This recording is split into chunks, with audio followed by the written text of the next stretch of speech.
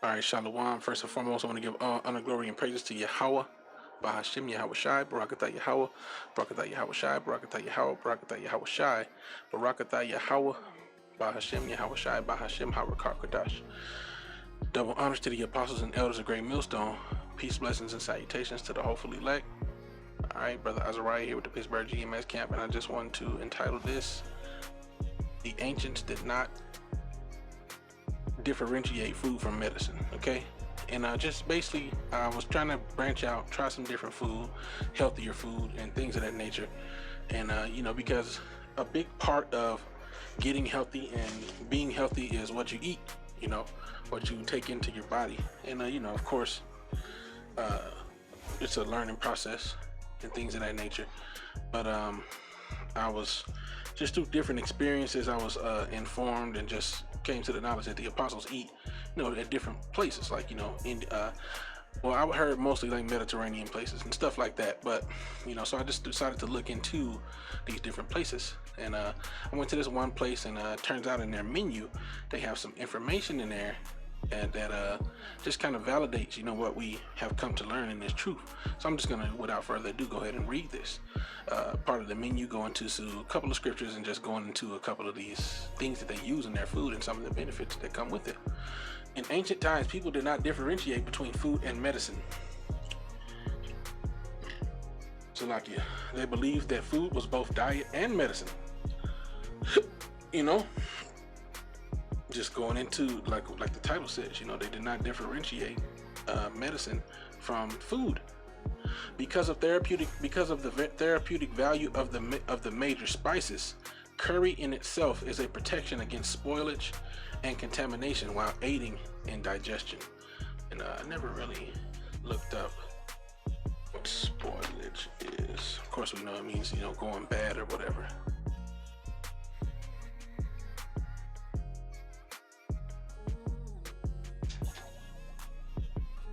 Or spoilage in the human.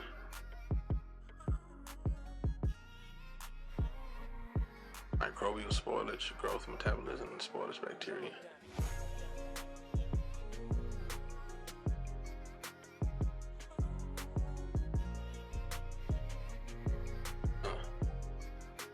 Yeah, I would imagine that spoilage is just, let's see, spoilage, sickness.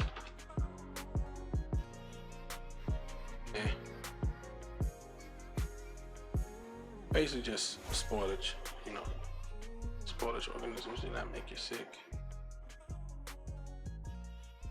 Anyway,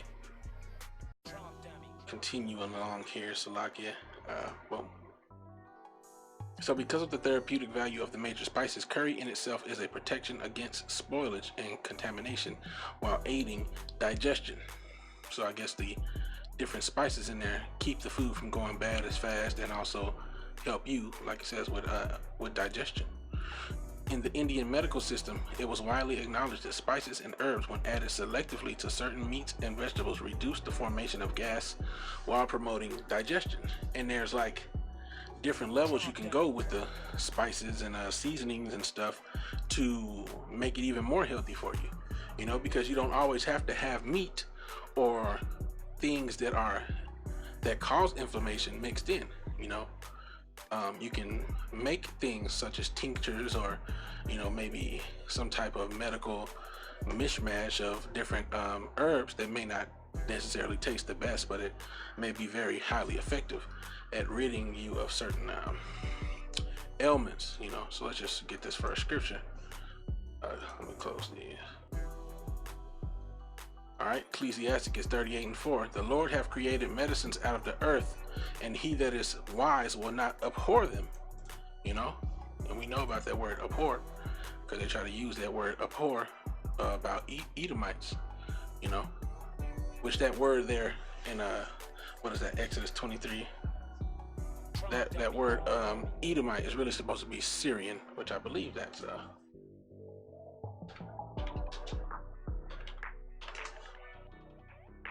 Deuteronomy 23:7.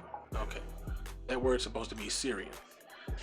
Even though the Edomites are our brother, but the Syrians were considered our brothers as well. They were the brothers of the descendants of the brother of Abraham. Anyway, let's continue on. As you see, for this word abhor, let's read the scripture again, since I kind of drifted off there to another topic. Ecclesiasticus 38:4, the Lord hath created medicines out of the earth, and he that is wise will not abhor them. So he that is wise will not regard them with disgust and hatred, because sometimes they don't taste that great. Sometimes they're really bitter. A lot of times they're really bitter. But you have to understand, a lot of diseases come from what?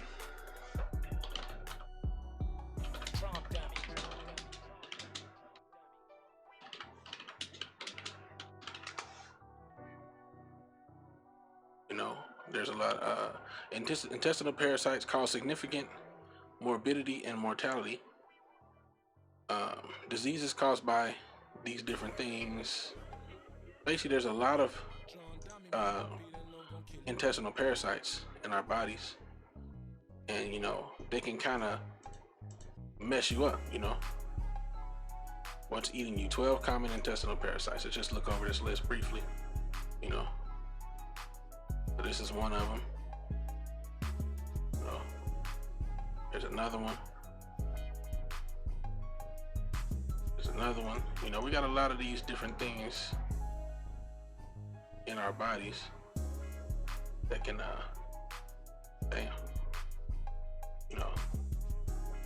the most common one is let's see, what's this? Stool over parasite examination. As you can see, there's just like the potential for many different parasites to be inside of your body, and a lot of these don't like Giardia. Heard of that before. I'm not going to go through all these. A lot of these don't like bitterness. They don't like bitter foods. Candida is the one of the most common ones. Many types of fungi live in and on the human body, including the genus of yeast known as Candida. Okay, normal levels is not a problem. When it gets uncontrollable, it can cause an infection known as candidiasis. It's the most common cause of fungal infections in humans.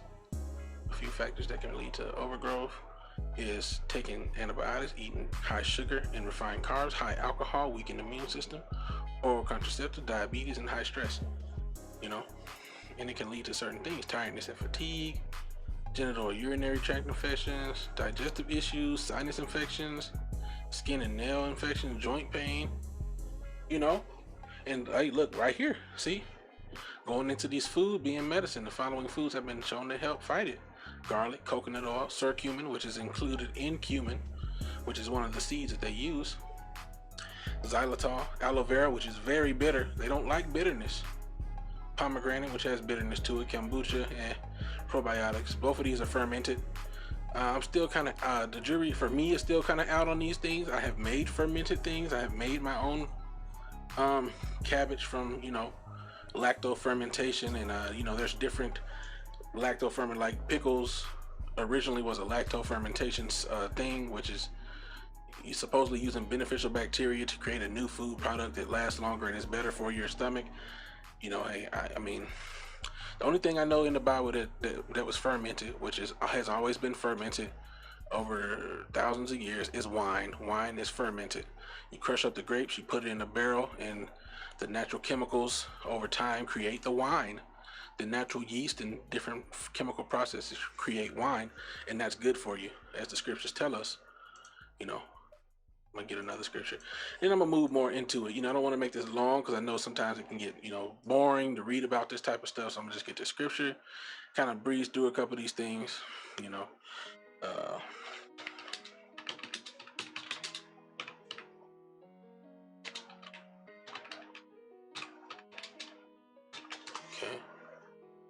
1 Timothy 5:23. Drink no longer water, but use a little wine for thy stomach's sake and thine often infirmities.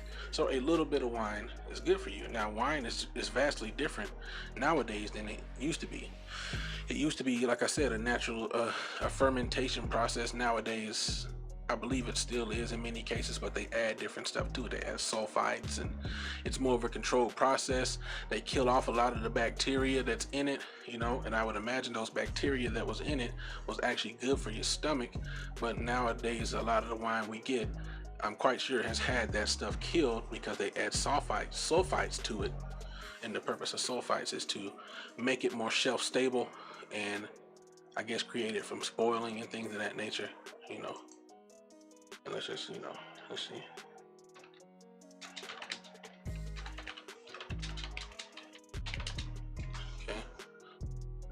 Sulfites is an inclusive term. It's a preservative that's used in wine making for its antioxidant and antibacterial properties, so it kills the bacteria.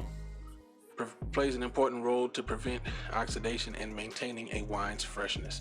So, you know, they use it for antibacterial processes, but the good bacteria that creates the fermentation in the wine is more than likely good for you to consume, you know. So, yeah.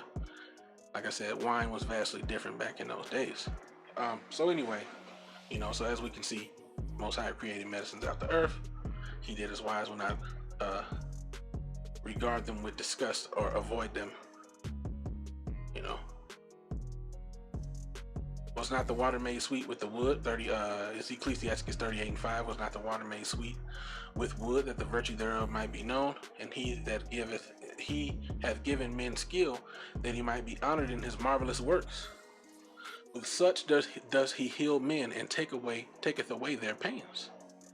Of such does the apothecary make a confection, and of his works there is no end, and from him is peace all over the earth. So basically, it's just going into how, you know, that these medicines, you know, heal you. You know, these medicines can heal you. So let's just go into a few of these things. Lord willing, this will be edifying, and then, you know, like I said, I'm gonna try to make this quick. I got one more sort of a guide, which was also part of their menu. So I'm gonna just read some of this. So I'm gonna start at the top. It says, although the beneficial use of spices have been recorded in ancient Indian treatises, they were not widely known until recently. Apart from making food palatable or delicious, spices also have inherent cooling and warming properties. They are added to the food intended for pregnant women, for invalids, for the old, and of course for the very young, to aid recovery or to impart stamina. So they used the food and the spices that they add to the food to help you out. You know, the basic Indian spices along with salt are jeera, which is cumin. So they say here it's for imparting fragrance, but cumin actually is one of the things, like we read about the candida. This is one of the things that they don't like. So cumin has, let's see here, sources of curcumin. I mean, it's in the word when you look about curcumin. Bright yellow compound.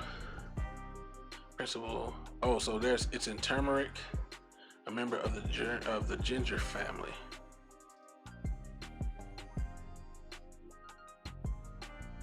But turmeric has curcumin in it, which is good for you.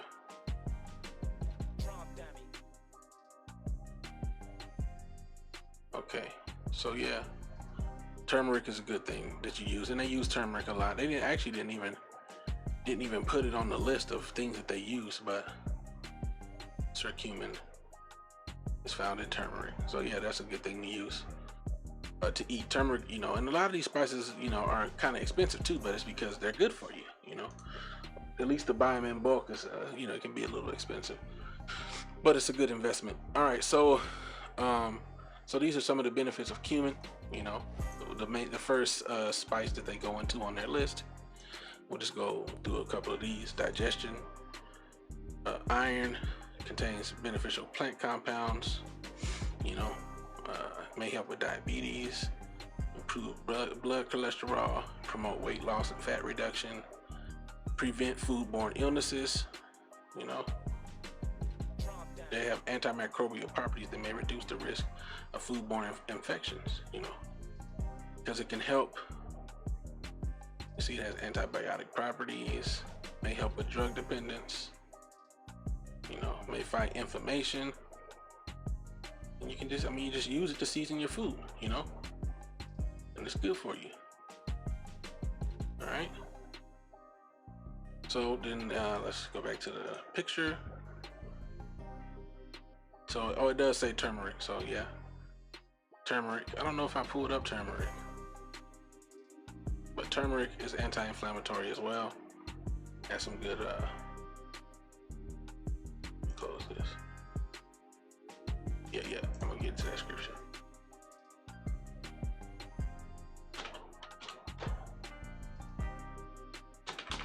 Like I say, I'm not gonna like go too much into the scientific stuff on this because I don't want to bore you. I don't want to bore y'all Akims to death, man.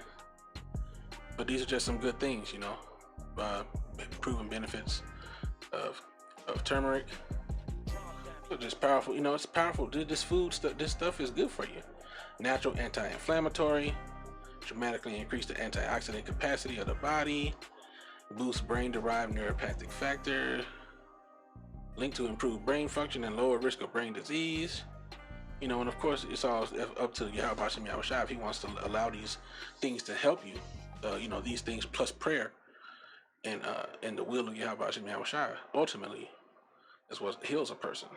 But he created these things to use as tools to help to heal you. You know. All right. Cancer helps prevent and maybe even treat cancer. Can help with Alzheimer's. Arthritis patients respond well to it. Incredible benefits against depression. You know, help delay aging. It's good for you. That's the bottom line. It's good for you. You know, in moderation, of course. But you know, wouldn't be nothing wrong with eating. You know, something that has turmeric in it every day. Wouldn't be nothing wrong with that. Hot peppers. You know. Which I may just read this and then I'll just, you know. So they just go into the different things. Coriander is good, which coriander is the same thing as, fresh coriander is the same thing as cilantro. And then coriander seeds are different. They're the seed of it, you know.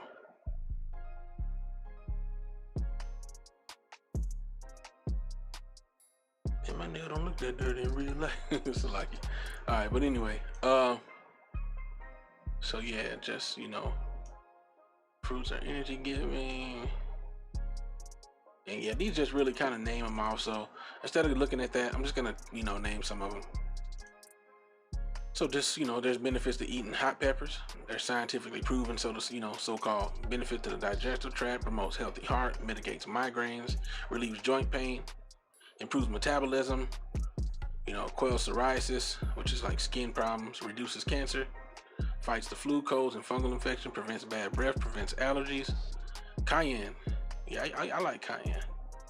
I use cayenne. And then they got other type of chili. There's all types of chilies, you know, that you can try to use to integrate into your body.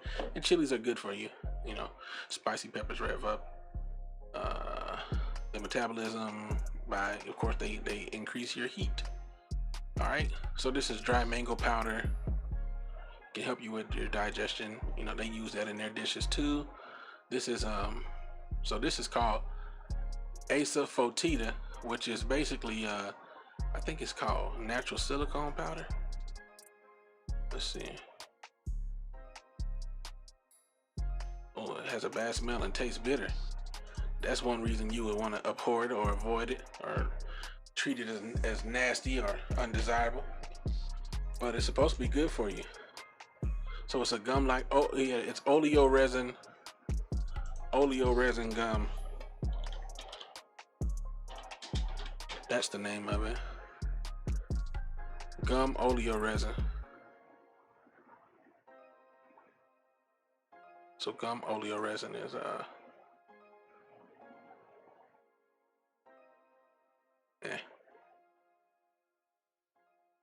that's what I saw as another name for this, was gum oleoresin. It's used for breathing problems.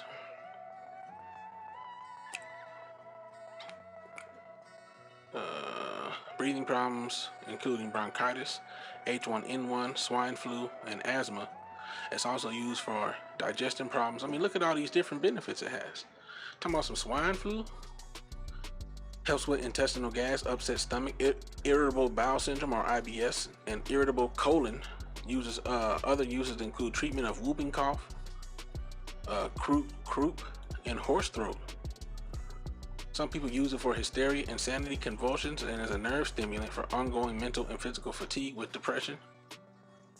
Some women use it to restart their menstrual periods after they have stopped. Sometimes it's applied directly to the skin for corns and calluses. You know, it's also used in products meant to repel dogs, cats, and wildlife. That's interesting. You know, I've never even looked into this until I looked at the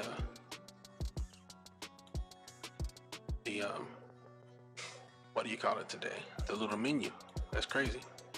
All right, so cilantro. So cilantro and coriander are the same thing. I didn't know about that till today. Coriander and cilantro are the same leaf. They're the same leaf. So when you get cilantro from plants, you know, like Mexican food, that's the same as coriander. So the plant part is good, and the seeds are good. I like the seeds. They're very fragrant, and they have a lot of benefits as well. You know, and you brothers can look. I'm just going to name off the rest of these. You brothers can look into it. I'm going to read some scriptures because I feel like this is dragging on a little bit. So this is fennel. Fennel seeds and the fennel plant are very beneficial. I use the seeds myself. I have not had much experience with the plant, but they're very good for you. You know, they may help you suppress your appetite, benefit heart health, cancer fighting. You know, and of course be careful. Of course, you got to be careful. Fenugreek. Very good for you, very good. Fenugreek is very good. It also has a weird taste, kinda, but it's good for you.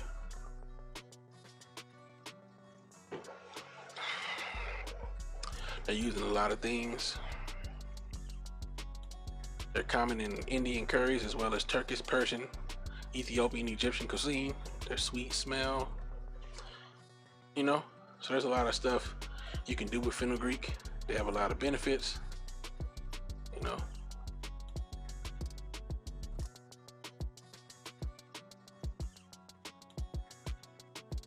And typically I would, you know, like they were saying, some people care more about making money than your health. Most of these companies do. So it's best if buy the whole seed and grind it up yourself. I mean, it's a very hard seed. So you're going to need to grind it up. Oh, you can apply it to your skin. Cool. The benefit helps new mothers produce milk. Helps with your blood sugar levels, helps with testosterone and male libido, and with treating inflammation. You know, maintain blood sugar, boost libido. Salakia. To soothe inflammation or injury. Make a poultice, which is something you put on your skin. To soothe injured or inflamed skin, people traditionally grind herbs or boil fresh herbs in water and make a paste. You might combine fenugreek seed powder with other skin soothing herbs like elm, such and so forth. Spread it on a clean piece of gauze, linen, or cotton, and put it directly on the skin. You know. So yeah, there's like a lot of benefits. Other potential benefits are right here. Soothe muscle pain, so on and so forth. So just that these things are. Be careful if you take a blood thinner, as fenugreek could cause excessive bleeding. So yeah, you should definitely do your research, you know. But these things are good to use. You know, black onion seed or black seed oil. I'm learning that this is just the same as black seed oil, and which is the seeds of the fennel flower. This has a very strong flavor, you know. But if you look into black seed oil, is something that people recommend you use. Mustard seeds are very good. Poppy seeds are good as well. You know, there's this thing called tamarind, and maybe Lord willing, I'll go through these again, you know, on a deeper level. But now this is one I got today, you know, and it was like $7.99 for like 7 ounces. So you know, it wasn't super cheap, but it's really good for you. You know, diuretic properties, may lower blood pressure, may contain cancer fighting, helps with anti-inflammatory. So as you can see how these things in combination will help with your, inflammation and things of that nature. Help with digestive, help with bad breath and prevent cavities if antibacterial, treat infections, help with breathing and oxygen use. Let's see. Get some essential oil. So just different ways: blood sugar, liver protection, anxiety, weight loss. It's safe for most people and widely available. And it's used in eating in Indian food. Saffron is a bit more expensive, but it has a lot of benefits. You know, the leaf of the saffron flower. It's okay, so saffron and cardamom are both more expensive because they have to be harvested by hand. It's the only way to harvest them. You know, see, this is harvested by hand, and it just has to be harvested by hand. You know, powerful antioxidant, may improve mood. So now I'm gonna get to the scripture, just kind of proving how the ancients, you know, the men of the past, such as Daniel, he knew, and also Ezra knew that well, they didn't know. Daniel knew, and Ezra was told what to do, but these things helped us to be healthy. Let's just read it. Daniel 1:8. But Daniel purposed in his heart that he would not defile himself with the portion of the king's meat, nor with the wine which he drank. Therefore he requested of the prince of the eunuchs that he might not defile himself. Now the Most High had brought Daniel into favor and tender love with the prince of the eunuchs. And the prince of the eunuchs said unto Daniel, I fear my lord the king, who hath appointed your meat and drink, for why should he see your faces worse liking than the children, which are of your sort? Then shall you make me endanger my head to the king. Then Daniel said to Melzar, whom the prince of the eunuchs has set over Daniel, Hananiah, Mishael, and Azariah, prove thy servants, I beseech thee, 10 days, and let them give us a pulse to eat and water to drink. So that word pulse is Zarai. Let me see here. Let me make sure I'm saying the right thing. I think it's Zaraya.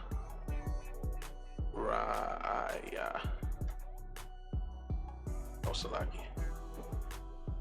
Get my chart here, as I tend to do. I'm not sure about the characters. I grab my Hebrew chart. Boom.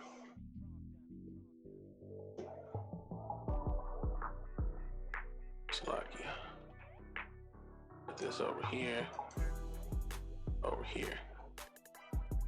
So those Zara.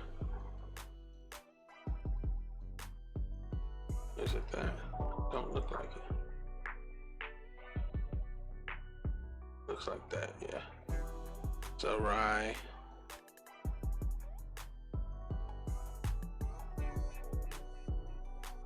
Wow.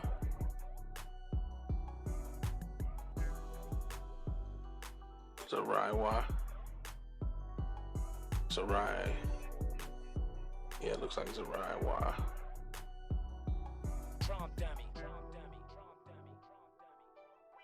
Oh, Salaki. So anyway, the word is vegetables. So Daniel was like, let us eat the vegetables and then look upon our countenance. So let's read it. So Daniel 8, 1 and 13. Daniel 1 and 13. Then let our countenance be looked upon before thee,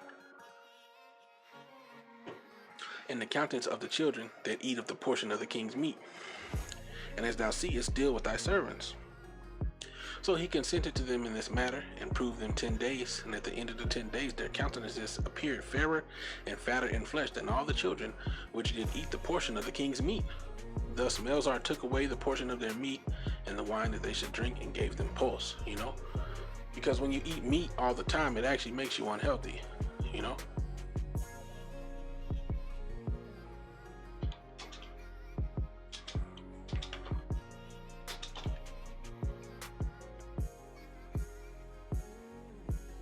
Ecclesiasticus 37 and 29. Be not unsatiable in a dainty thing, nor too greedy upon meats. For excess of meats bringeth sickness, and surfeiting will turn into choler. You know? So basically just don't be too excessive. You know? Let's get this word surfeiting.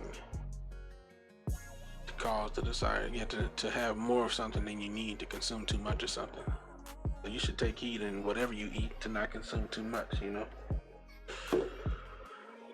know, which, brothers is not perfect, but this is just a good, this is all good wisdom. All things written for our learning, All right. So,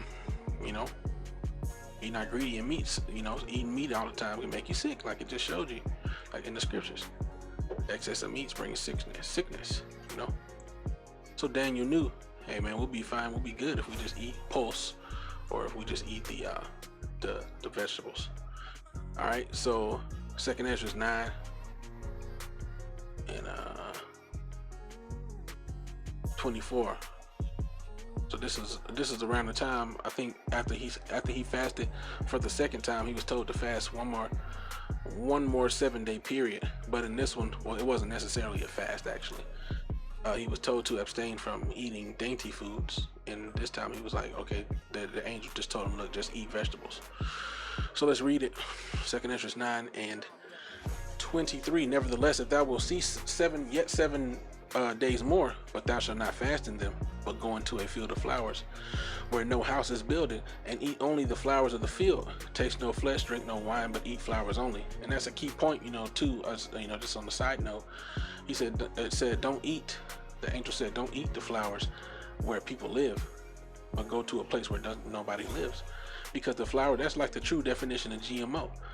When you eat something that's close to where people live, it has a high probability of being contaminated, fumes and chemical runoff and just things of that nature. And so that's why I perceive that's why I told him to eat it where nobody lived at, so he could get like true natural wild grown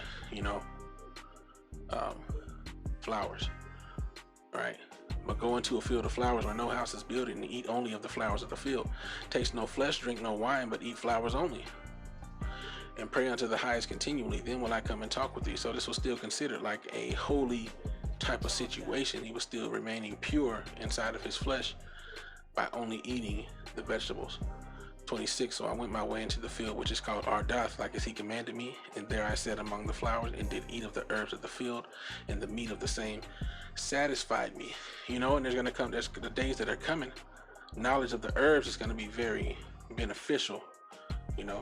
That this is, now ultimately this is a part of that knowledge and wisdom being the stability of thy times, because our ancestors did this. I can't remember, let's see,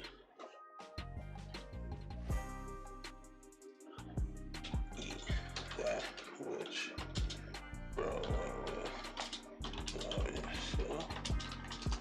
can't think if there's Khan ate the water you have about Shem Yahushai, Isaiah 37 and 30.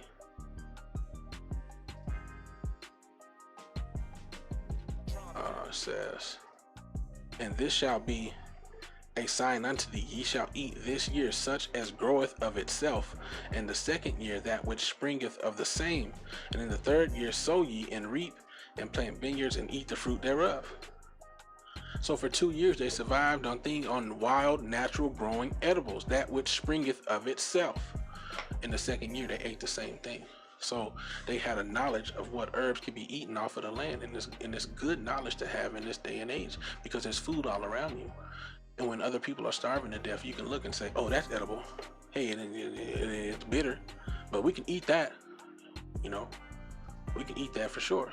And that'll put something on our stomach. We can keep it moving. And while they starving to death trying to eat each other, we got plants over here we can munch on that are just growing wild everywhere. Weeds grow everywhere, So anyway, I pray this was edifying. I'm going to say all honor, glory, and praise to Yahweh Ba'ashem Yahushai Ba'Hashem HaRakakodash. Double honors to the apostles and elders of Great Millstone. Peace, blessings, and salutations to the hopeful elect. All right, with that, I'm going to say Shalom.